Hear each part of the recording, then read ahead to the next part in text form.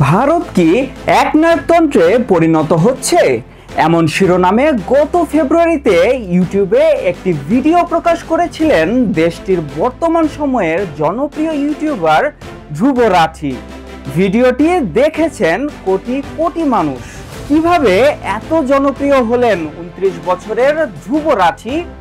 মোদির ভক্ত থেকে সমালোচকই বা হয়ে উঠলেন কিভাবে? অ্যানিমেশন এবং ইনফোগ্রাফিক্সে ভরপুর 29 মিনিট 11 সেকেন্ডের এই ভিডিওতে মোদি সরকারের বিরুদ্ধে জাতিগত সহিংসতা, মিডিয়া এবং বিরোধীদের ওপর কৌশলগত আক্রমণ করার অভিযোগ করেন রাঠি। শুধু এই ভিডিও নয়, নরেন্দ্র মোদির বিরুদ্ধে ধারাবাহিকভাবে আরো বেশ কিছু ভিডিও তৈরি করেছেন ধ্রুব রাঠি। জানা যায় এক সময় তিনি মোদির ভক্তই ছিলেন, কিন্তু সেই অবস্থান পাল্টে গেল কিভাবে?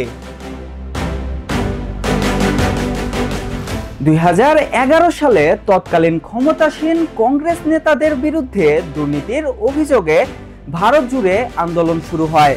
অন্য অনেকের মতো সে সময় রাঠির মাঝেও কংগ্রেস বিরোধী মনোভাব তৈরি হয়।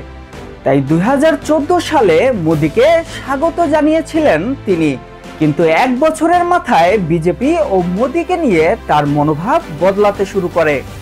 ওই বছর দিল্লির শাসক দল আম আদমি পার্টি দুর্নীতি বিরোধী একটি হেল্পলাইন চালু করে, কিন্তু বিজেপি সেই হেল্পলাইনটি নিয়ন্ত্রণের পদক্ষেপ নেয়। মূলত ওই ঘটনার পরই নড়েচড়ে বসে রাঠি। এরপর সরকারি নানা পদক্ষেপ প্রথমে তাকে করে তোলে বিজেপি বিমুখ। ধীরে ধীরে যা রূপ নেয় বিজেপি ও মোদি বিরোধিতায়। ধ্রুব রাঠি ইউটিউব ভিডিও বানানো শুরু করেছিলেন ভ্রমণ নিয়ে। ঐতিহাসিক অনেক স্থান, ঘটনা বা স্থাপত্যের নিদর্শন নিয়ে তার বানানো ভিডিওগুলোর দর্শক আকাশ ছোঁয়া। তবে সাম্প্রতিককালে তার চ্যানেলে বহুমুখী রাজনৈতিক ভিডিও বেশি দেখা যায়। মনে করা হয় এসব ভিডিও রাঠিকে আরো জনপ্রিয় করে তুলছে। ভারতের নির্বাচনে ভোটের চূড়ান্ত ফল ঘোষণার আগে সর্বশেষ ভিডিওতে ধ্রুব রাঠি বলেন তিনি জানেন যাদের বিরুদ্ধে তিনি কথা বলছেন সেটি পাহাড়ের বিরুদ্ধে এক লোকের কথা বলার মতো, কিন্তু তিনি মনে করেন এটি তার দায়িত্ব, যেখানে গণমাধ্যম গদি মিডিয়া হয়ে গেছে। তাই কিছু হোক বা না হোক সেটি সঠিক, সেটি তার করা উচিত। কংগ্রেস কিংবা অন্য দল ক্ষমতায় আসলে তাদের নিয়েও কি ধ্রুব রাঠি সমালোচনামূলক ভিডিও বানাবেন?